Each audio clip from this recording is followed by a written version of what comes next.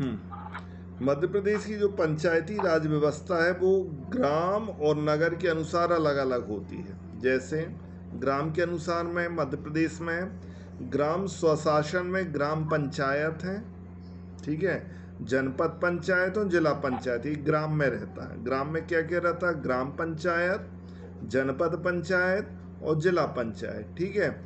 और नगर में रहती है नगर पंचायत, नगर पालिका और नगर निगम, ठीक है। तो अपन बात करते हैं सबसे पहले ग्राम पंचायत। ग्राम स्वशासन में तीन चीजें रहती हैं। क्या क्या? ग्रामीण क्षेत्र, मतलब समझ लें, ग्रामीण क्षेत्र को ऐसे समझ सकते हैं, ग्रामीण क्षेत्र में ग्राम पंचायत, जनपद पंचायत और जिला पंचायत ये रहती हैं, ठीक है। तो ग्राम पंचायत वर्तमान में 23,922 है ग्राम पंचायत। ये आता नहीं है लेकिन लिख लें, 23,922 है,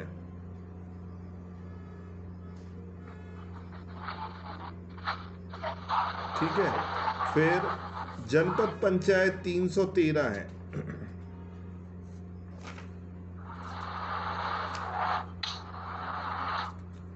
और जिला पंचायत 55 है। जनपद पंचायत कितनी भैया? 313। क्यों, तबीयत खराब है क्या? जी भैया, बुखार आ रहा था। कितना बोले? 113? 313, सॉरी, हाँ, जनपद पंचायत 313, जिला पंचायत 55 है।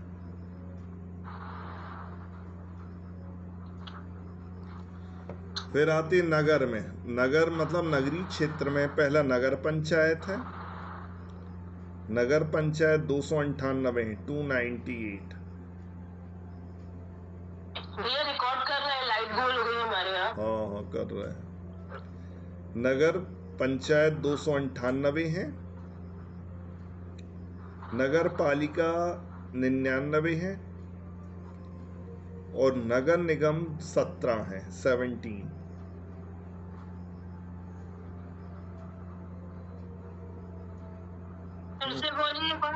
नगर पंचायत 298 है, नगर पालिका 99 है, और नगर निगम है 17। नगर निगम मतलब जैसे जबलपुर, जो बड़े बड़े शहर रहते हैं जहाँ महापौर के चुनाव होते हैं, तो वो ध्यान है, जहाँ पर भी महापौर का चुनाव होता है वो नगर निगम है। तो मध्य प्रदेश कुल 17 नगर निगम है। जैसे जबलपुर की बात कटनी है ना, कटनी के बाद नरसिंहपुर नहीं है, फिर सतना है सीधे, ठीक है। मंडला भी नहीं है, मंडला जिला पंचायत है।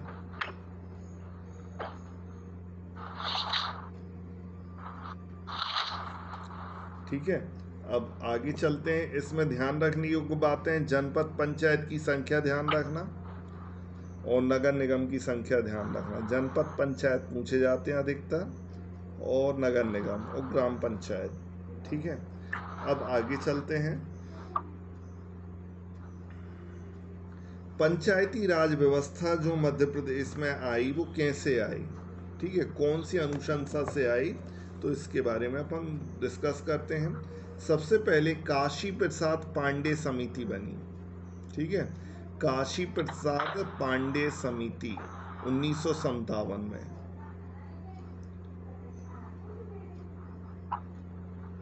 1957 में 57 में बनी। किसके लिए बनी? पंचायती राज का विकास करने के लिए। पंचायती राज की स्थापना की अनुशंसा काशी प्रसाद पांडे समिति ने की थी, ठीक है। फिर जो मध्य प्रदेश की पंचायती राज व्यवस्था वो त्रिस्तरीय है। कितने? तीन स्तरीय है। त्रिस्तरीय पंचायती राज की स्थापना इस प्रकार होगी। ग्राम स्तर पर ग्राम पंचायत, मतलब ग्राम पर ग्राम पंचायत रहेगी।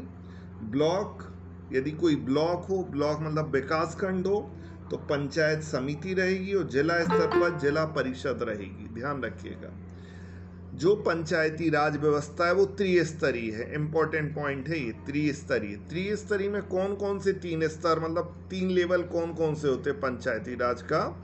तो काशी प्रसाद पांडे समिति ने बताया कि ग्राम पंचायत के 3 स्तर रहेंगे, 3 स्टेप्स रहेंगे। तो पहला स्टेप में आता ग्राम पंचायत, ठीक है। फिर दूसरे स्तर पर आता है ब्लॉक स्तर पर पंचायत समिति, ब्लॉक लेवल पर मतलब विकासखंड लेवल पर पंचायत समिति बनती है, और जिला स्तर पर जिला परिषद होगा। तो ये 3 स्तर इस प्रकार से हैं।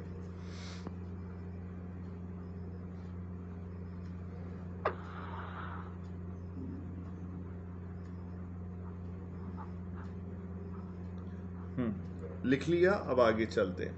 मध्य प्रदेश पंचायती राज अधिनियम 1962 मध्य प्रदेश का पहला अधिनियम है, ये ध्यान रखना। मध्य प्रदेशी पंचायती राज अधिनियम 1962 सबसे पहले लागू हुआ था, ठीक है। तो यही पूछा जाता है पहला पंचायती राज अधिनियम कब लागू हुआ, तो पंचायती राज अधिनियम 1962 पहला अधिनियम था, ध्यान रखना। और पहली कौन सी समिति थी, काशी प्रसाद पांडे समिति थी। ये कब बनी हुई थी, 1957 में बनी हुई थी। अब आगे सर जी, हाँ जी बोलो। 1962 में था। 1962 में मध्य प्रदेश पंचायती राज अधिनियम बना 1962 में।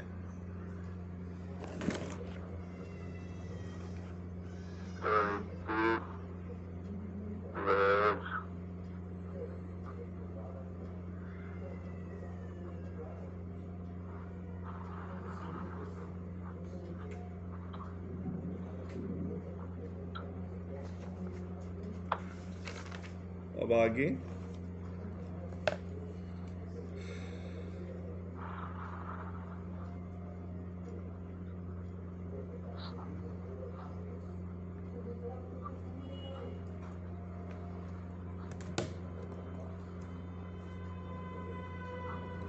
प्रत्येक गांव में एक ग्राम पंचायत बनाई जाती है। इसको लिखना नहीं है, समझना है, ठीक है। हर गांव में ग्राम पंचायत रहती है, और ग्राम पंचायत में कम से कम 10 और अधिक से अधिक 20 वार्ड हो सकते हैं। ध्यान रखना, कम से कम वार्ड की संख्या कितनी होनी चाहिए, 10, और अधिकतम 20 वार्ड से ज़्यादा वार्ड नहीं हो सकते, ठीक है। गांव का मुखिया जो रहता है वो सरपंच कहलाता है। जैसे अपने इधर चुनाव होते वैसे ही सरपंच और पंच का चुनाव प्रत्यक्ष होता है। सरपंच और पंच जैसे अपने होते हैं ना पार्षद और अध्यक्ष, तो पार्षद का चुनाव जो रहता है वो प्रत्यक्ष होता है। प्रत्यक्ष मतलब वोट डाल के होता है। फिर पार्षद, सब पार्षद मिलके एक अध्यक्ष चुनते हैं नगर पालिका का, तो वो इनडायरेक्ट हो गया, मतलब इसमें पब्लिक का कोई रोल नहीं रहता। सारी पार्षद मिलके जो ज़्यादा वोट मिलती है उसको अध्यक्ष होता है। ऐसे ही पंच और सरपंच में होता है।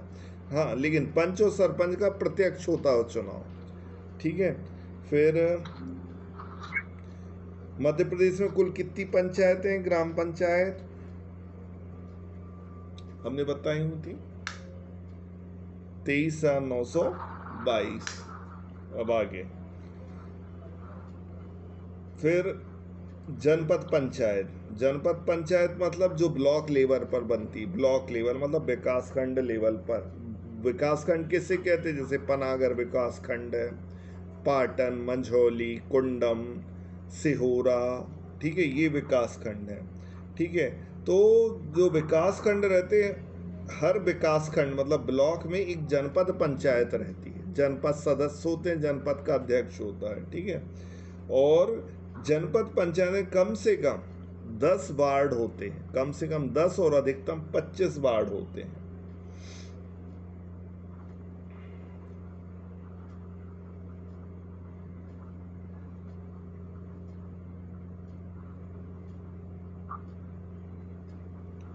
ठीक है, इसमें ज़्यादा और कुछ है नहीं है।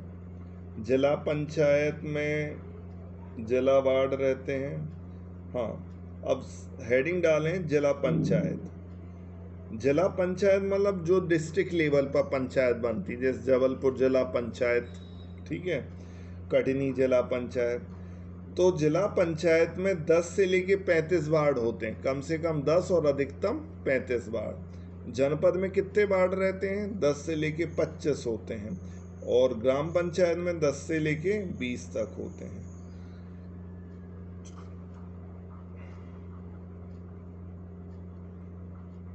मध्य प्रदेश में कुल कितने जिला पंचायत हैं? बताइए, जिला कितने हैं? जिला पंचायत में कम से कम 10 और अधिकतम 35।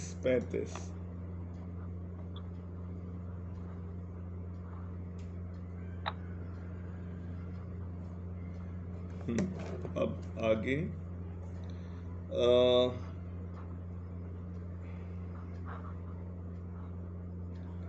भैया मध्य प्रदेश में कुल जिला पंचायत कितनी बताई आपने?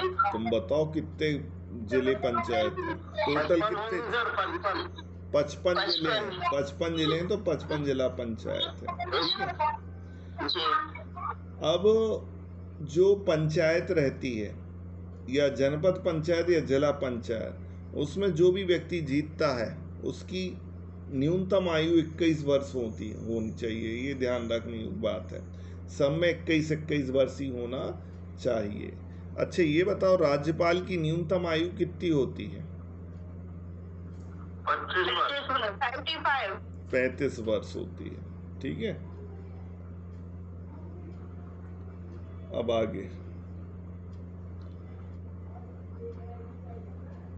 पहली नगर पालिका जबलपुर में बनी हुई 1864 में। 1864 में पहली नगर पालिका बनी हुई थी जबलपुर में।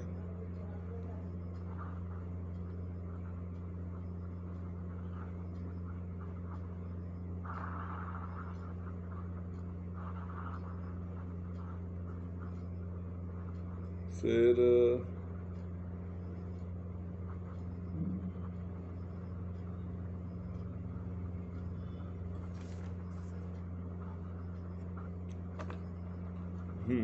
हमने बताया नगर निगम। मध्य प्रदेश में कुल कितने नगर निगम हैं?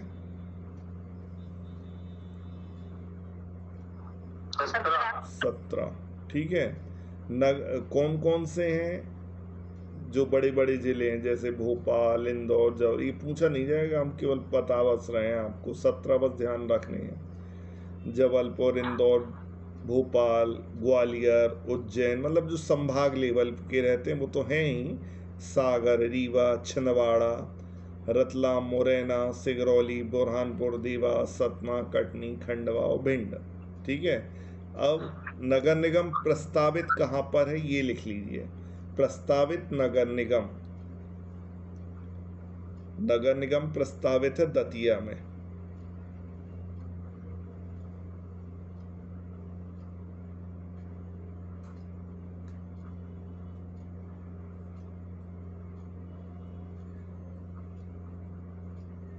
ठीक है, अब न्यूनतम आयु लिख लें सबकी। न्यूनतम आयु मतलब जो हमने बता रहे ना, मुख्यमंत्री, विधायक, राज्यपाल क्या होना चाहिए, तो लिखें मुख्यमंत्री कौमा विधायक बराबर 25 वर्ष। मुख्यमंत्री या विधायक की न्यूनतम आयु 25 वर्ष तो होनी ही चाहिए।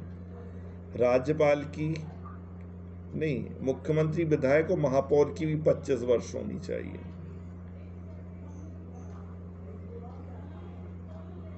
ठीक है, और बाकी आयु हमने बताया, सरपंच, बाकी पंच सरपंच की आयु 21 वर्ष होना चाहिए, और राज्यपाल की आयु तो अपन को मालूम है 35 वर्ष। तो यहाँ पर ध्यान देने योग्य बात है, मुख्यमंत्री और राज्यपाल की आयु पिछली बार पूछा गया था तो इम्पोर्टेंट है। ठीक है, फिर मध्य प्रदेश की जो पंचायती राज व्यवस्था है उसके कुछ मुद्दे हैं। क्या मुद्दे हैं ये समझें। अनुच्छेद 243 में ग्राम सभा को परिभाषित किया गया है। देखो, इनकी ग्राम सभाएं होती हैं, वो कब होती हैं वो अभी हम आगे बता रहे हैं। तो ग्राम सभा का संबंध 243A से है, लिख लीजिए।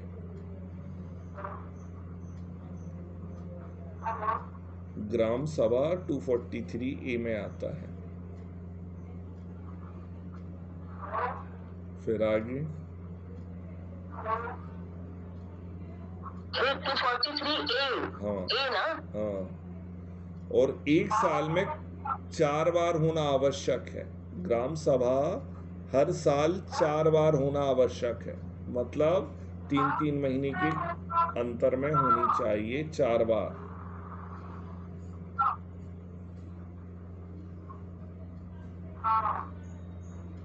हाँ, ग्राम सभा की बैठक की सूचना सदस्यों को 7 दिन पहले दी जानी चाहिए, मतलब जब भी मीटिंग आयोजित हो उसके 7 दिन पूर्व सभी सदस्यों को उसकी जानकारी हो।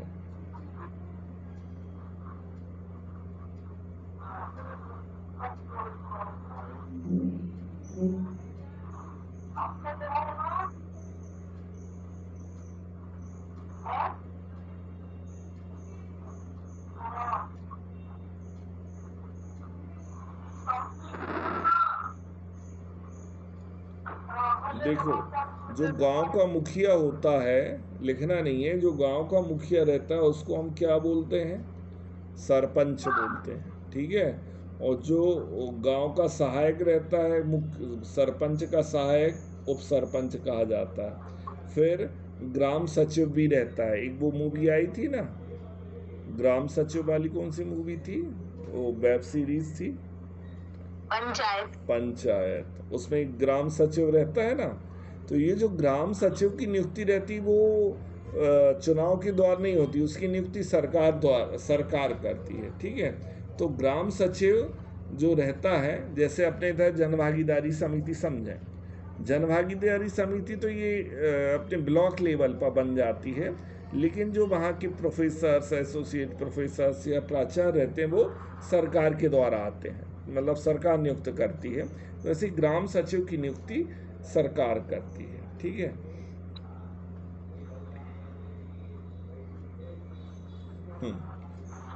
अब आप लोग बताइएगा किसके चुनाव कैसे होते हैं? किसके चुनाव कैसे, मतलब प्रत्यक्ष होते कि अप्रत्यक्ष?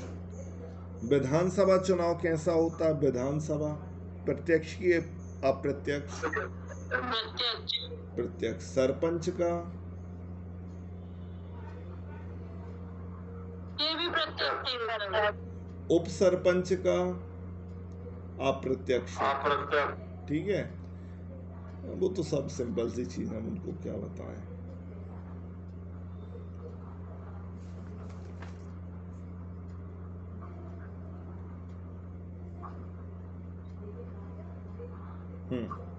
अब पंचायती राज से संबंधित बहुत सारी संस्थाएं हैं जो कि अपने क्वेश्चन में अधिकतर पूछी जाती हैं।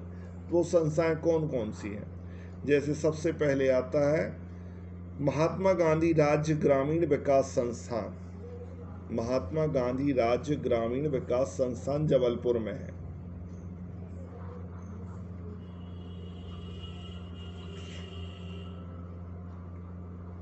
ठीक है। संजय गांधी पूरा नहीं लिखना, संजय गांधी लिख लो, ग्रामीण विकास संस्थान। संजय गांधी ग्रामीण विकास संस्थान पचमढ़ी में है,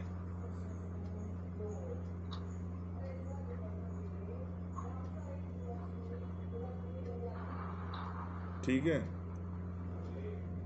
वाल्मी WALMI वाल्मी संस्थान भोपाल में है।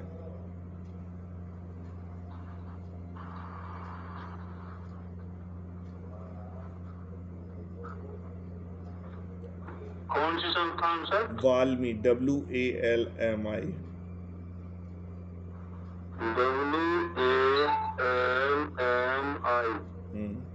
वाल्मी संस्थान भोपाल में है। ये मतलब पंचायती संबंधित है।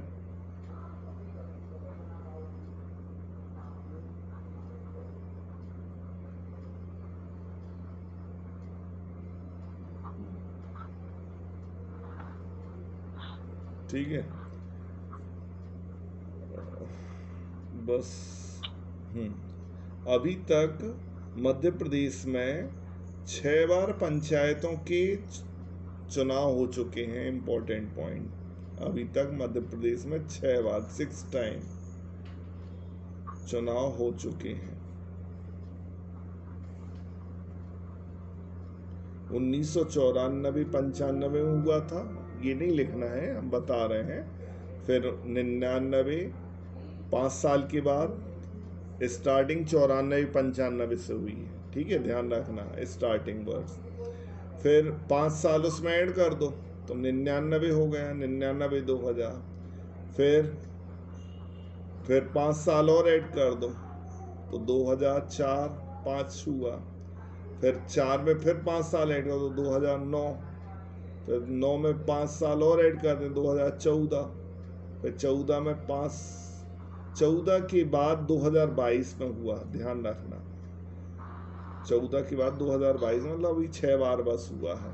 तो पहला वाला बस ध्यान रखना, चुनाव मतलब ग्राम पंचायत के चुनाव 6 बार हुए और 94-95 से शुरुआत हुई है। तो वर्तमान में अभी तक 6 बार आम चुनाव हो चुके हैं ग्राम पंचायत के।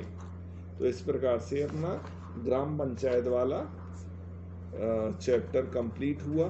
फिर मध्य प्रदेश में पुलिस व्यवस्था से रिलेटेड अपने सिलेबस के अंतर्गत नहीं आता है, ठीक है, तो अपन को ये नहीं पढ़ना। फिर आता है संवैधानिक आयोग, जैसे मध्य प्रदेश लोक सेवा आयोग कब बना, ये है अपने सिलेबस के अंतर्गत। राज्य निर्वाचन आयोग कब बना, उसके क्या सदस्य हैं, तो इसके बारे में कल अपन डिस्कस करेंगे, ठीक है। अब आते हैं अपन इनकम टैक्स पर। भैया आपने वो पढ़ा दिया मध्य प्रदेश जिले में कौन सी चीज फेमस है? क्या जीआई टैग? मध्य प्रदेश में कौन सी चीज पर जीआई टैग प्राप्त, किस जैसे हर के? हाँ, ओडीओपी एक दिन पढ़ाया था ना, एक जिला एक उत्पाद बताया था ना शायद। जी शायद मैंने नहीं किया है, ठीक है। चलो अब आगे देखते हैं इनकम टैक्स। कल अपन ने क्या क्या पढ़ाई हुआ था महिमा मैडम, थोड़ा प्रकाश डालो।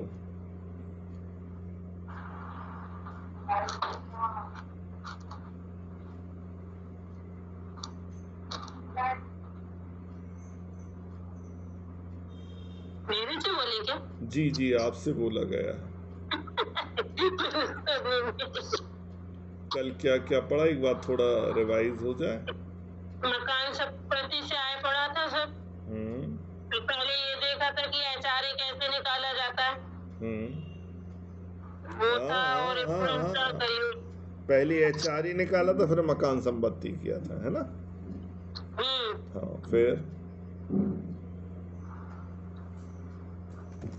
अनुलाभ बताए थे कि कौन कौन से अनुलाभ होते हैं, कौन से नाश्ते वाली सुविधा का बताया था, कर मुक्त होती है, और साथ में जो भोजन की व्यवस्था रहती है 50 रुपए प्रति। अरे आप मिक्स कर रही हैं, पहले ये सैलरी वाले थे, फिर उसके बाद हाउस प्रॉपर्टी शुरू हुआ था, है ना। पहले सैलरी वाला था, फिर हाउस प्रॉपर्टी। वेतन में बताया था पहले। पहले अब हाउस प्रॉपर्टी का हाउस प्रॉपर्टी में क्या क्या पढ़ाया था अपन ने, इनकम फ्रॉम हाउस प्रॉपर्टी में।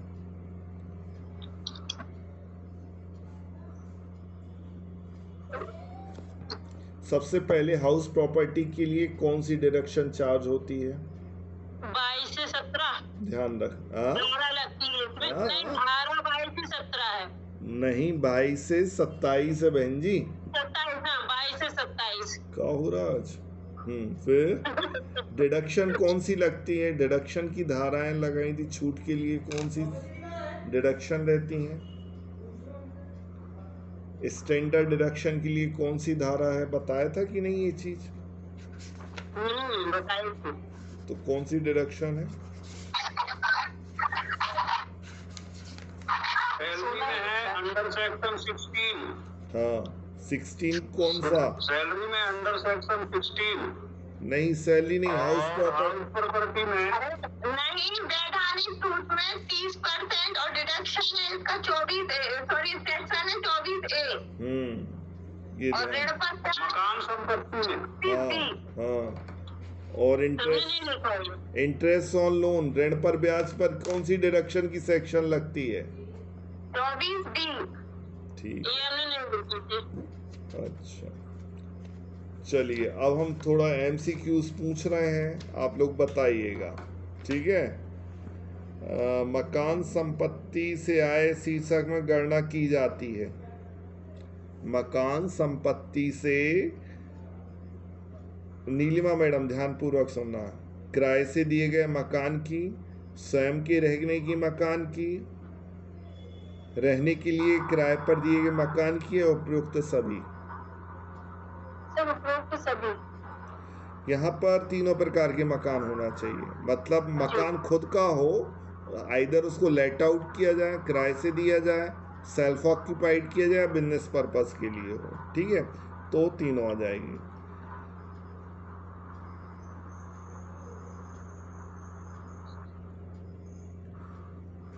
सबसे पहले इसमें मकान यदि किराए पर उठाया गया है,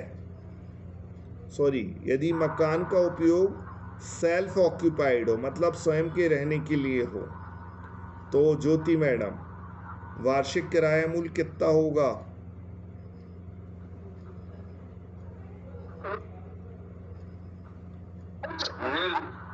0 होगा। ठीक है, नील होगा। फिर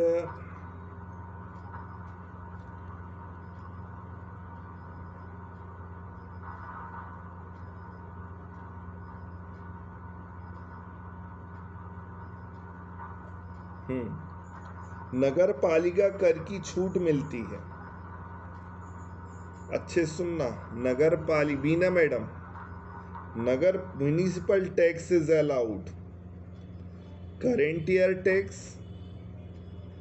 previous year tax, paid during the previous year, tax paid by the tenant, मतलब किराएदार द्वारा दिया गया।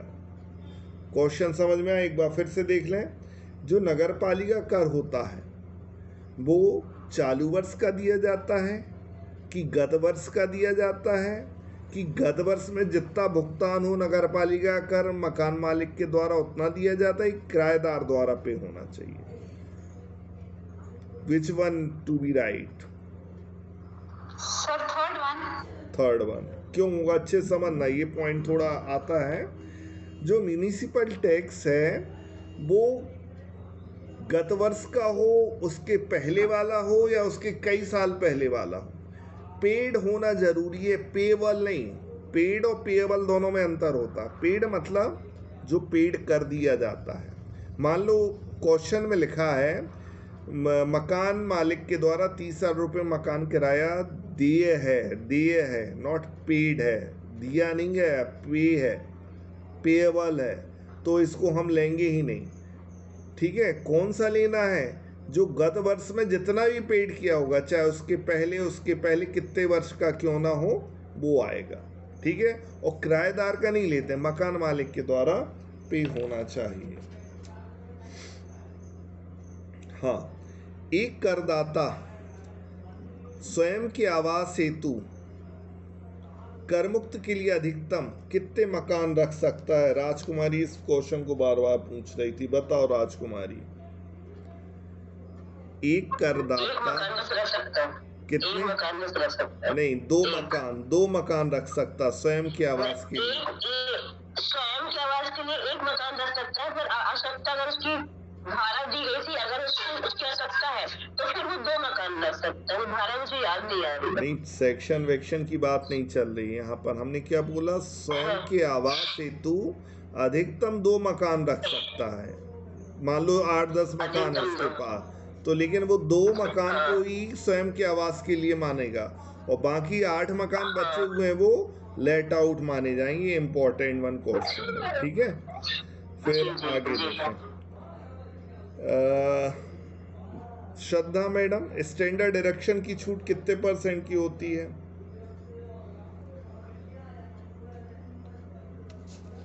स्टैंडर्ड डिडक्शन की छूट कितने % की होती है? क्या 75,000 तक। ये आप सैलरी पे पहुंच गई हैं श्रद्धा? 30% है, सैलरी पर पहुंच गई। बिना ऑप्शन के थोड़ी बन पाएंगे। ऐसे नहीं होता, कोई चीज मालूम भी होना चाहिए। 75,000 सैलरी की रहती है, ध्यान रखना मैडम। ठीक है, सैलरी में कितनी डिडक्शन दी जाती हैं रहदास सर? जी, सैलरी में अंडर सेक्शन 15 के अंतर्गत पहले ओल्ड टैक्स रेट में 50,000, हाँ, और न्यू टैक्स रेट में 75,000। न्यू वाली बताओ। हाँ 75। दूसरी?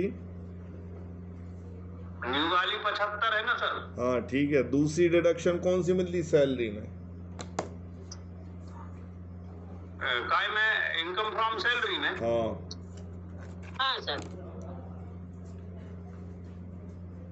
बताओ महिमा मैडम, दूसरी डिडक्शन कौन सी होती है?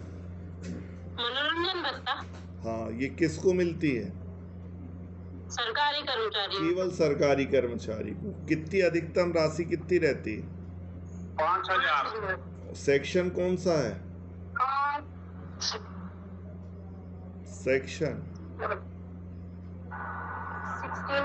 16(2). फिर थर्ड नंबर की डिडक्शन कौन सी है बीना मैडम? Professional tax. इसके लिए कौन सी डिडक्शन लगती है? ओ सॉरी, सेक्शन कौन सा? 16(3). ये क्या सभी कर्मचारियों के लिए दिया जाता है कि सरकारी गैर सरकारी किसको दिया जाता है? ऑल एम्प्लॉइज को देना पड़ता है, चाहे सरकारी हो चाहे गैर सरकारी हो। ठीक है, चलिए अब आगे आते हैं अपन व्यापार अथवा, अगला हेड है अपना व्यापार अथवा पेशे से लाभ। ठीक है, income from business and profession. इसके लिए कौन सा सेक्शन चार्ज होता है श्रद्धा मैडम? 28 से 44 तक, 28 to 44। ये सेक्शन बहुत इम्पोर्टेंट हैं। ठीक है, देखना अपन जब आएंगे ना पेपर, कहेंगे अपन ने पढ़ा हुआ था वो बना नहीं, फिर अपन से ऐसा हो जाता है। ठीक है, चलिए अब आगे देखते हैं।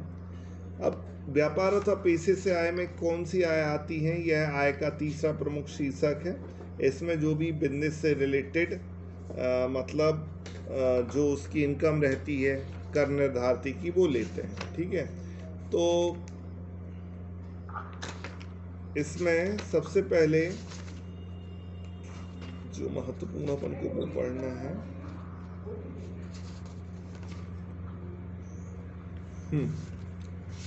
अच्छे से सुनिएगा जो हम सुनाने की कोशिश कर रहे हैं। इसका जो फॉर्मेट रहता है, कैसे निकाली जाती है बिजनेस और प्रोफेशन की आय।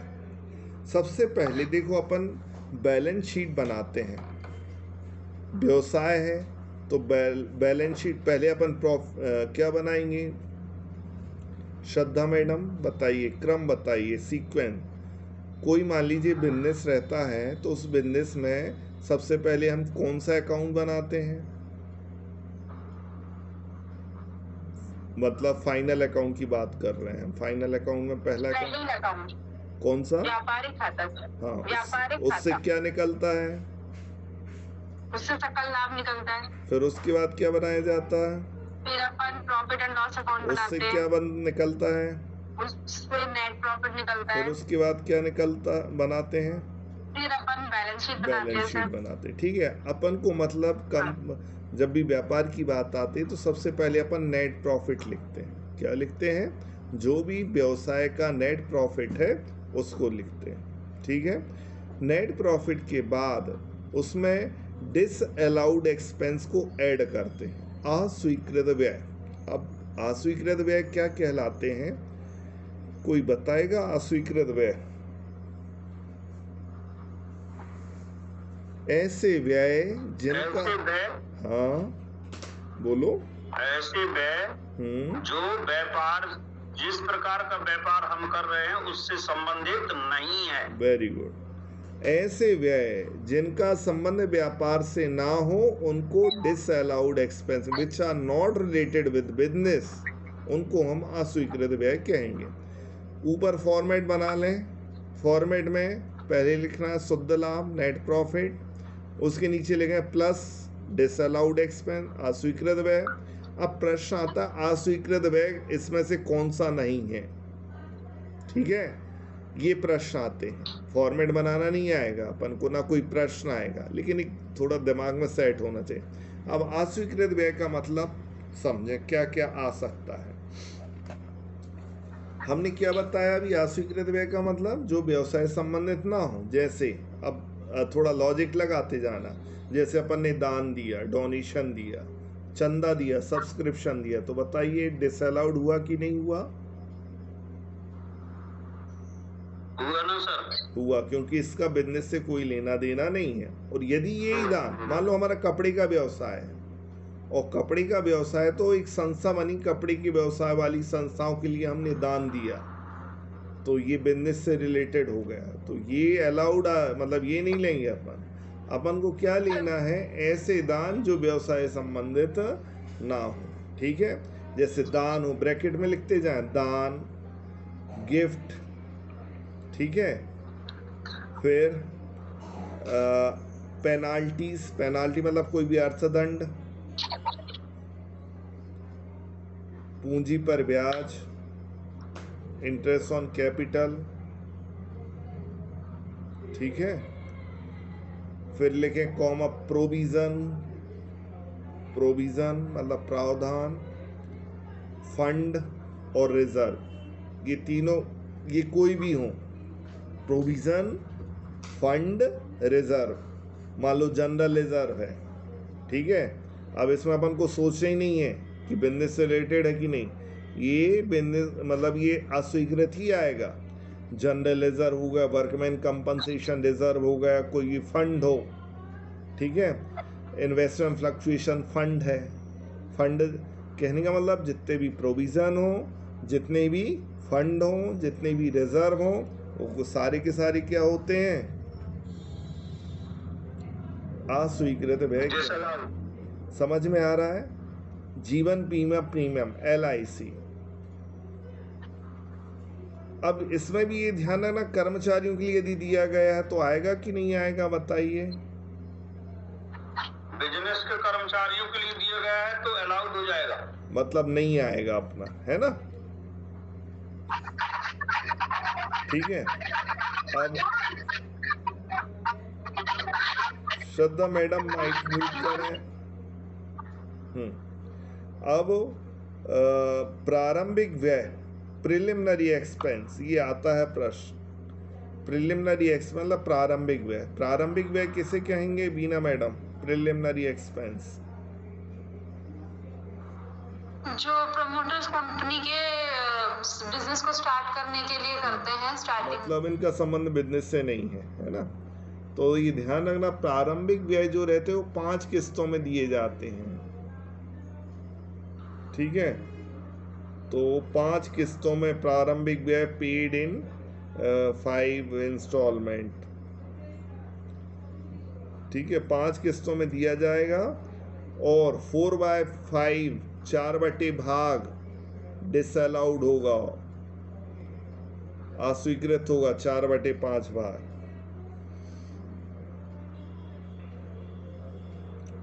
और बचा कितना? 1/5 भाग स्वीकृत होगा। ये इंपॉर्टेंट पॉइंट हो गया, ये आता है एग्जाम्स में कि प्रारंभिक व्यय में कितना भाग अस्वीकृत होता है? 4/5, 1/5, 3/5, 2/5, तो कितना अस्वीकृत होगा? 4/5। कोई भी संपत्तियां, फिक्स असेट की वैल्यू जो भी रहेगी वो अस्वीकृत रहेगी,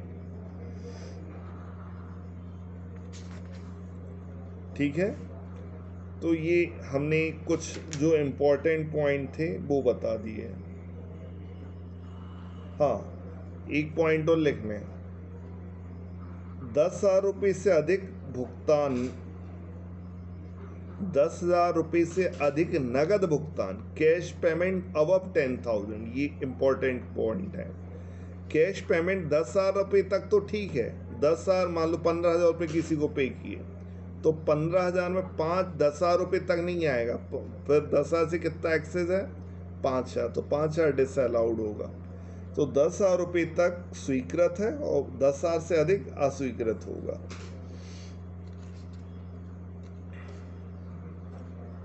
ठीक है, अब आगे चलते हैं। इसमें जनरली डेप के रेट पूछे जाते हैं इस चैप्टर के अंतर्गत, मतलब हिराश की दरें। तो लिखिए भवन पर 10%, ऐसा लिख लें, भवन और फर्नीचर पर 10% हिरास होता है डेप।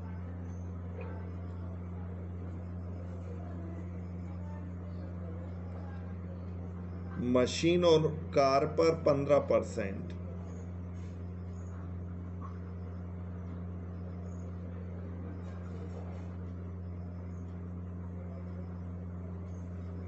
ठीक है।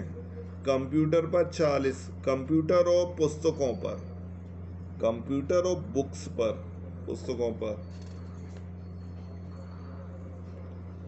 40%, और पेटेंट इंपॉर्टेंट पॉइंट है, पेटेंट पर 25% होता है टैक्स।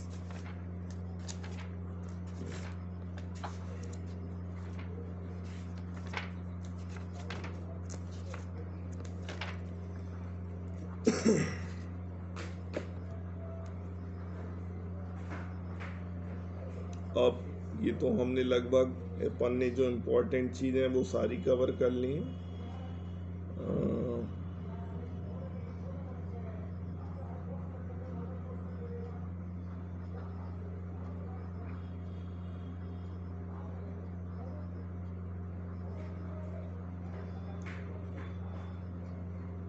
एक मिनट थोड़ा देखना, बिल्डिंग पर कितने % बताया हमने? 10%, भवन एवं फर्नीचर 10%। प्लांट पर कितना होता है? प्लांट और कार पर 15 ना? कंप्यूटर पर, मशीन और कार पर 15। क्या? मशीन और कार, हाँ ठीक है। वो फिर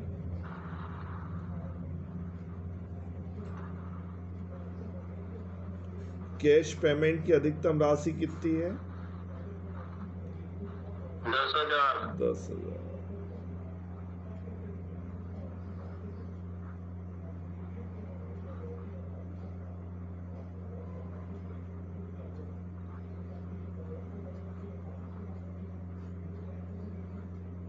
चलिए बस इसमें इतना ही महत्वपूर्ण है।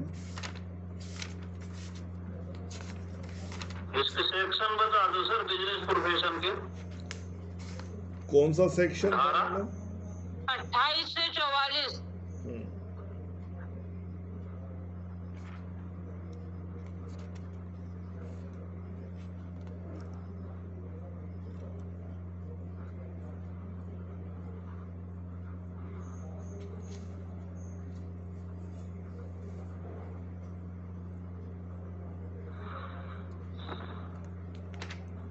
एक मिनट थोड़ा देख लें, कुछ इम्पोर्टेंट छूटा तो नहीं है।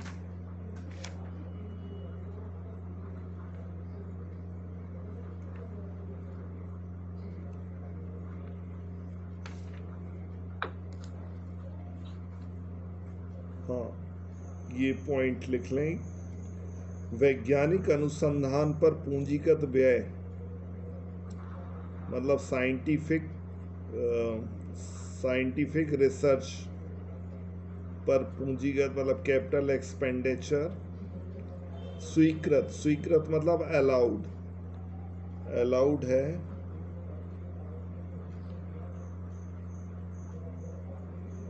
मतलब संपूर्ण राशि, होल अमाउंट। स्वीकृत मतलब जितना भी होगा पूरा का पूरा। उसमें देखो आंसर 1/5 होगा, 1/10, 1/6, तो संपूर्ण राशि, तो संपूर्ण राशि स्वीकृत होती है।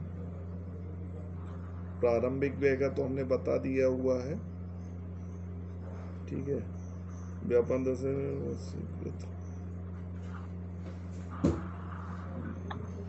हाँ, आयकर में जो हिरास की गणना की जाती है, ये इम्पोर्टेंट पॉइंट है। इनकम टैक्स में हिरास की जो गणना की जाती है वो पुस्तकी मूल्य पर होती है।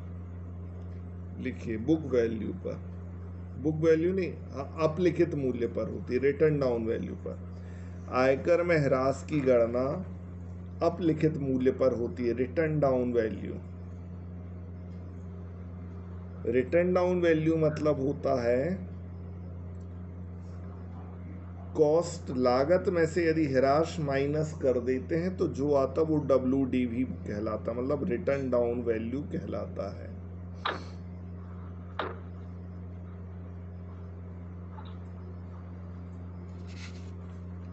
चलिए अब आगे देखते हैं। एक बार रिपीट करिए।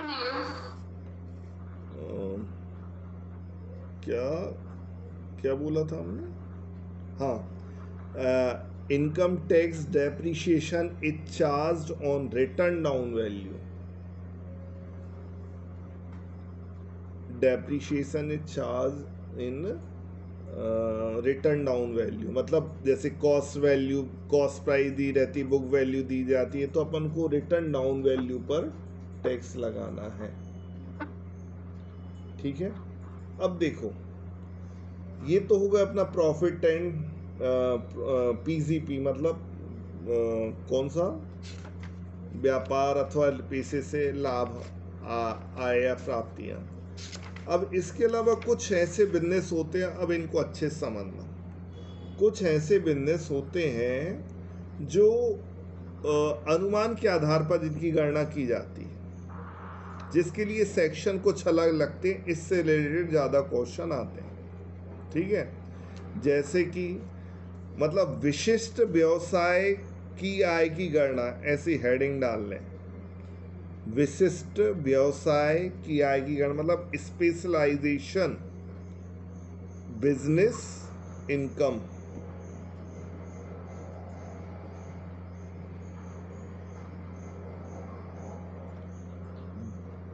पहला पॉइंट है सेक्शन 44 AD।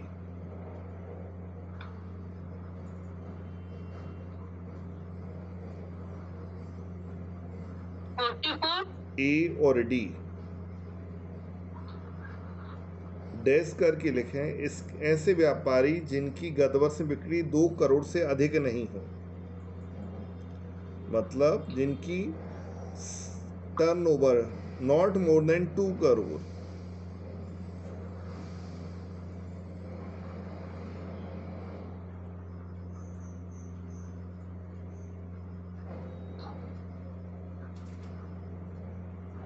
देखो अब 2 करोड़ वाला जो व्यक्ति होगा, 2 करोड़ से अधिक नहीं है, तो वो तो सामान्य इनकम टैक्स, मतलब वो अपन ने जो income from business and profession में निकाला तो उस वहाँ जाना चाहिए। लेकिन कुछ व्यापारी ऐसे होते हैं कि जिनकी आय तो होती है लेकिन वो अपने अकाउंट नहीं रखते हैं। अभी जैसे हम मार्केट में ही देख लें, ऐसा नहीं कि सारे व्यापारी प्रॉपर तरीके से अकाउंट रखते हैं, कुछ एक नहीं रखते, मतलब कोई बुक्स ही नहीं रखते। जैसे हमने आर्टिकलशिप की हुई थी CA की आफ्टर ग्रेजुएशन, तो कुछ एक व्यापारी आते थे, वो क्या करते थे, अपना कोई अकाउंट मेंटेन नहीं करते थे। ठीक है, तो वो केवल एक पेज में बस लिख के आते थे कि हमारा विक्रय इतना हुआ, हमारा क्रय इतना था, बस एक पेज में लिख के लाया।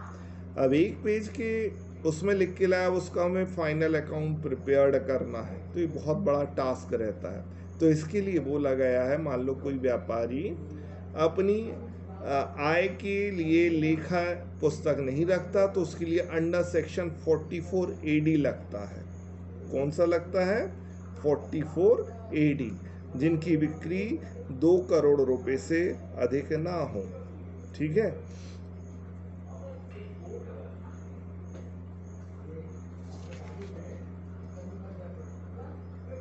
तो इसमें क्या किया जाता है, 44 AD के अंतर्गत गत वर्ष में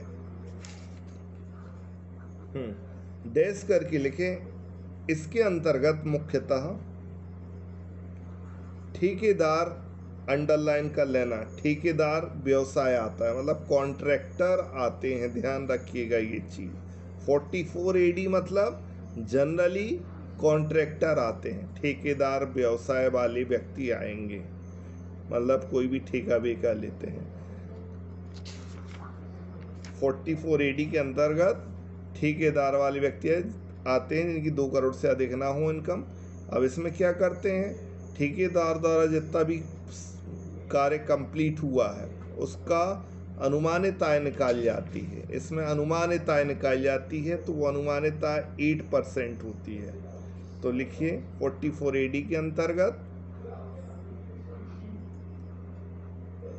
गत वर्ष में किए गए कुल कार्य का मतलब total work done in previous year, गत वर्ष में किए गए कुल कार्य का 8% को डबल अंडरलाइन कर लेना। 8% हमें क्या निकालना है, आय निकालना है। अब समझो क्या क्या इससे क्वेश्चन बनता है। सबसे पहले पूछा जाएगा ठेकेदारी व्यवसाय के लिए कौन सी धारा लगती है, कौन सी लगती है 44 AD। अब इसमें कुल आय कितनी निकाली जाती है, तो 8% निकाली जाती है। ठीक है, अब आगे चलते हैं। अब साइड हैंड डालिए 44 AE 44 AE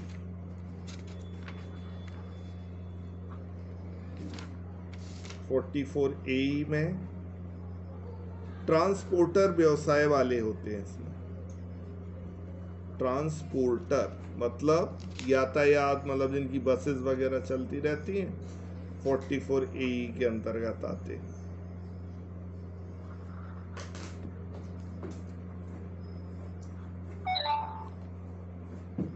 डैश करके लिखें, इसमें वाहनों की संख्या 10 से अधिक नहीं होनी चाहिए।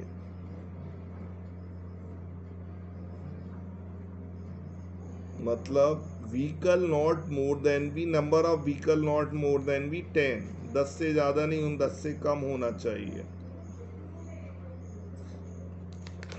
ठीक है, बस 44 AD ज़्यादा इम्पोर्टेंट था तो वो अपन ने डिस्कस कर लिया।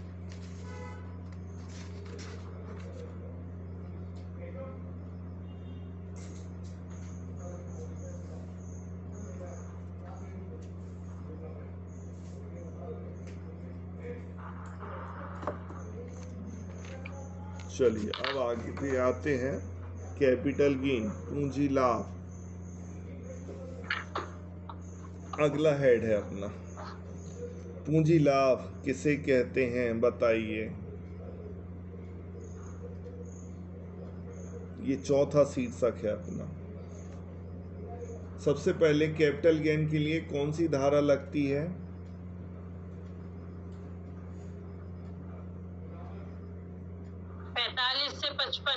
45 से 55 साइड में लिख लीजिए, सेक्शन 45 to 55। अब समझे पूंजी लाभ का मतलब क्या होता है। कैपिटल गेन देखो, यदि हम कोई भी एसेट्स जो बिजनेस पर्पस के लिए हमने ली हुई है उसको यदि हम बेच देते हैं, क्या बोला, बिजनेस पर्पज के लिए कोई एसेट फिक्स एसेट है और उसको हमने बेचा, बेचने से जो लाभ हुआ वो पूंजी लाभ कहलाता है। ठीक है, मतलब कोई भी स्थायी संपत्ति को विक्रय करने पर, वो ध्यान रखना, वो स्थायी संपत्ति बिजनेस पर्पस के लिए, घर की स्थायी संपत्ति को बेचने की बात नहीं हो रही। ठीक है, तो पूंजी लाभ के अंतर्गत अपनी कौन सी धारा 45 है ना, 45(1) क्या बताता है, कोई भी स्थायी या अस्थायी संपत्ति उसे प्राप्त करने से अधिक मूल्य बेची जाए, हस्तांतरित किया तो प्राप्त लागत उनका अंतर पूंजी लाभ कहलाता है। ठीक है, मान लो अपन ने हाउस प्रॉपर्टी बेचा, ठीक है, तो उससे अपन को पूंजी लाभ हो गया। ठीक है, समझ में आ गया मीनिंग। कोई भी व्यवसायिक संपत्ति को बेचने से जो लाभ होता है उसको हम पूंजी लाभ कहते हैं। अब प्रश्न उठता है कैपिटल एसेट्स, पूंजी संपत्तियां, कौन कौन सी संपत्तियां कैपिटल एसेट्स के अंतर्गत आएंगी।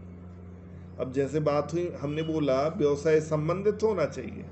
अब मान लो मकान को बेच रहा, तो मकान का संबंध तो व्यवसाय से नहीं है, तो उसमें यही बताया गया है सेक्शन 214 पूंजीगत संपत्ति से आशय। लिखिए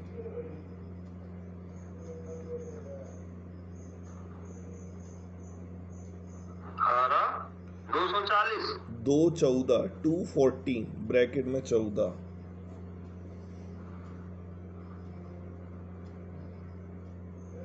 किससे संबंधित है, पूंजी संपत्ति, मतलब संपत्तियों में कौन सी संपत्ति आएगी। समझ में आ गया कैपिटल एसेट्स, कैपिटल गेन का मतलब क्या होगा? श्रद्धा मैडम बताओ। जब कोई भी स्थायी संपत्ति को हम बेचते हैं सर, तो उससे जो हमें पैसा मिलता है और जो उसका रहता है, दोनों का जो अंतर रहेगा, डिफरेंस, वो आपका कैपिटल गेन कहलाएगा। और अगर वो लॉस में जाता है तो वो लॉस हो जाता है, कैपिटल लॉस। ठीक है। अब ये संपत्तियां स्थायी भी हो सकती हैं और अस्थायी। लिख लीजिए, स्थायी जरूरी नहीं कि सारी स्थायी संपत्तियां, अस्थायी भी हो जाएंगी। स्थायी फिक्स्ड और नॉन फिक्स्ड भी कैसे, नॉट फिक्स्ड। अब समझो,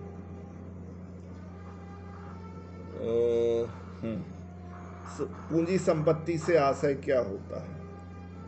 पूंजी संपत्ति में निम्न संपत्तियां आती हैं: भूमि, भवन, फ्लैट, प्लॉट। ठीक है, मतलब भूमि से रिलेटेड कोई भी चीज हो वो कैपिटल एसेट्स, मतलब इसको बेचेंगे अपन तो कैपिटल गेन में आ जाएगा। ठीक है। फिर फर्नीचर, मशीनरी, प्लांट जो बिजनेस के पर्पज से हो। लिख लीजिए, फर्नीचर, प्लांट, मशीन, जो इसमें ये लगाना जरूरी है जो व्यवसाय संबंधित हो। ठीक है। भूमि, भवन, फ्लैट में नहीं लगाना जरूरी, वो बिजनेस संबंधित हो या ना हो, यदि बेचते हैं तो वो कैपिटल गेन में आता है। ठीक है। अब थर्ड पॉइंट लिखें, गोल्ड, ज्वेलरी वगैरह जो भी रहती है ना, अब ये तो हमेशा पर्सनल ही रहेगी, लेकिन इसको कैपिटल एसेट्स में लेना है अपन को। ठीक है। फिर आगे, 10,000 से अधिक आबादी वाला 10,000 से अधिक आबादी वाला कृषि भूमि। मान लो कोई भी एग्रीकल्चर लैंड ऐसी जगह पर स्थित है जहां की आबादी 10,000 से अधिक है। एग्रीकल्चर लैंड को बेचने से कैपिटल गेन में नहीं आता है, लेकिन यदि ऐसे क्षेत्र में बेचा जाए जहाँ की पॉपुलेशन 10,000 से अधिक हो तो वो कैपिटल एसेट्स कहलाएगी। फिर लिखें, अंश, प्रतिभूतियां आदि। अंश मतलब शेयर्स और सिक्योरिटीज।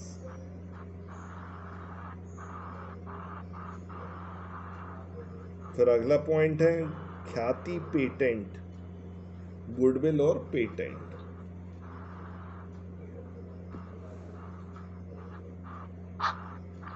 ठीक है। अब पूंजी संपत्तियों में क्या नहीं आता है ये भी लिख लें। पूंजी संपत्तियों में जो चीज नहीं आती है, मतलब नॉन कैपिटल एसेट, ये याद करना है अपन को। जैसे पहला है स्टॉक, रहतिया, माल का रहतिया,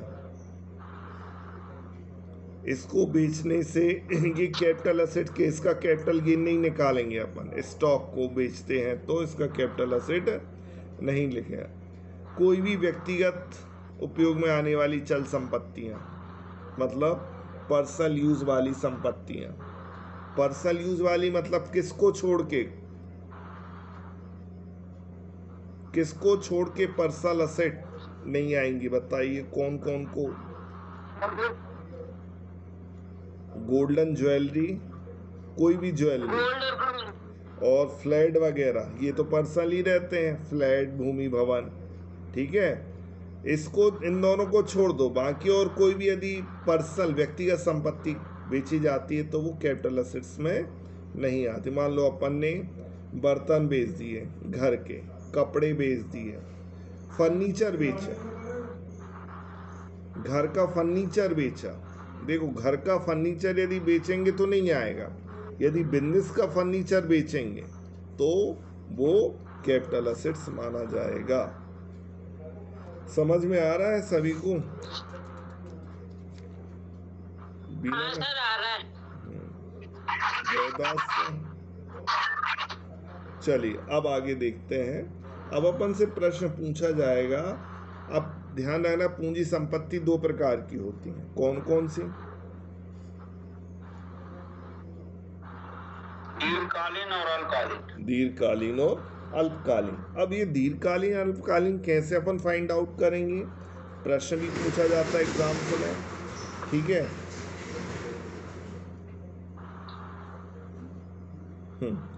तो लिखिए,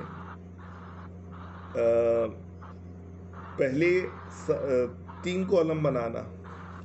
पहले कॉलम में लिखना असेट, दूसरे कॉलम में लिखना शॉर्ट टर्म अल्पकालीन, और तीसरे कॉलम में लिखना लॉन्ग टर्म, ठीक है। ये बहुत इंपॉर्टेंट क्वेश्चंस, मतलब अपन टॉपिक कर रहे हैं, इनसे रिलेटेड क्वेश्चन आते हैं, ठीक है। सबसे पहले अपन बात करते हैं, पहली अपनी कौन सी संपत्ति थी? पहले में संपत्ति, दूसरे में लॉन्ग, दूसरे में शॉर्ट टर्म और तीसरे में लॉन्ग टर्म। अब समझो, कोई संपत्ति यदि हमारे पास, जैसे भूमि भवन की बात कर रहे हैं, लैंड, बिल्डिंग, प्लांट, कोई भी अचल संपत्ति लिखें, कोई भी स्थायी संपत्ति। अब स्थायी संपत्ति का मतलब आप समझ गए होंगे, कोई प्लांट, मशीनरी वगैरह, ठीक है। ये अल्पकालीन में लिखो 24 माह से कम,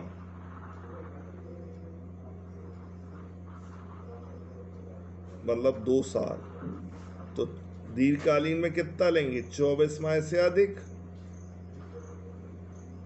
मतलब क्या हुआ, समझो इसको पहले। तो मान लो कोई प्लांट हमने खरीदा, कब खरीदा? 2 साल, 4 साल पहले। कब खरीदा? 4 साल पहले, और आज हम बेच रहे हैं। तो 4 साल, तो ये बताओ शॉर्ट टर्म हुआ कि लॉन्ग टर्म हुआ? Long term. 4 साल मतलब 2 साल। तो इसमें ये अवधि पूछी जाती है, यदि 24 माह से कम है तो क्या होगा? शॉर्ट टर्म, और 24 माह से ज़्यादा है तो लॉन्ग टर्म, ठीक है।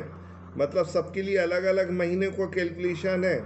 जैसे अब दूसरा पॉइंट लेंगे, सोना, चांदी, हीरा के लिए, मतलब जो प्रीसियस ऑर्नामेंट्स वगैरह, ज्वेलरी वगैरह रहते हैं, उसमें ये जो ड्यूरेशन रहता है वो 36 माह का रहेगा। शॉर्ट टर्म में कितने महीने आ जाएंगे ज्योति मैडम? 36 महीने। 36 महीने से कम शॉर्ट टर्म है, और 36 महीने ज़्यादा हो गए तो कहाँ पर जाएगा? लॉन्ग टर्म, ठीक है। फिर आगे अंश, ऋण पत्र, शेयर्स, डिवेंचर, इसमें जो ड्यूरेशन रहता है वो 12 महीने का रहता है। 12 महीने से अधिक कम है तो शॉर्ट टर्म, और 12 महीने से अधिक है मतलब 12 महीने तक हमारे पास रही, फिर उसके बाद हमने बेचा तो लॉन्ग टर्म है।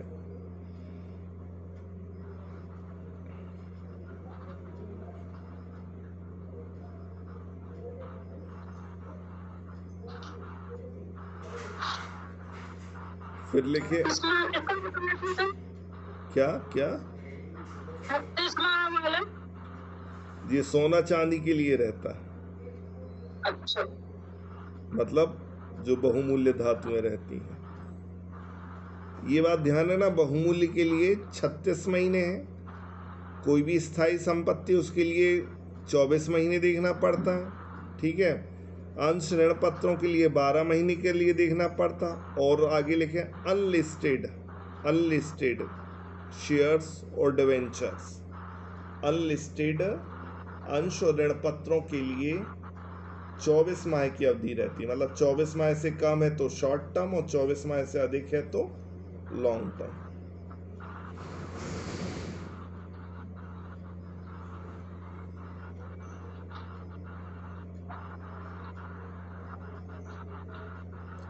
अनलिस्टेड के लिए 24 महीने रहते हैं, ध्यान रखना। फिर आग बस हो गया। अनलिस्टेड शेयर और ये डिबेंचर कौन से कहलाते हैं? जो लिस्टेड ना हो, मतलब सिक्योरिटी जो अपने वो रहते हैं ना, स्टॉक एक्सचेंज में लिखा रहता क्वेश्चन में। क्वेश्चन में लिखा रहेगा अनलिस्टेड सिक्योरिटीज। लिस्टेड रहती तो लिखा नहीं रहता, अनलिस्टेड मतलब उनका वहाँ पर नाम नहीं चढ़ा हुआ है स्टॉक एक्सचेंज में, ठीक है, तो उसको अनलिस्टेड बोलते हैं, ठीक है। तो ये अवधि किसे लेके क्वेश्चन पूछे जाते हैं। तो और अपना पूंजी संपत्ति के अंदर कौन कौन सी संपत्तियां नहीं आती हैं, स्टॉक नहीं आता और पर्सनल यूज वाली संपत्ति नहीं। तो कृषि भूमि के लिए क्या रूल है, यदि मान लो कृषि भूमि हमने बेची, हमारे पास कोई एग्रीकल्चर लैंड है, एक गांव में है जिसकी आबादी 2000 है, तो बताओ कर योग होगी कि नहीं होगी?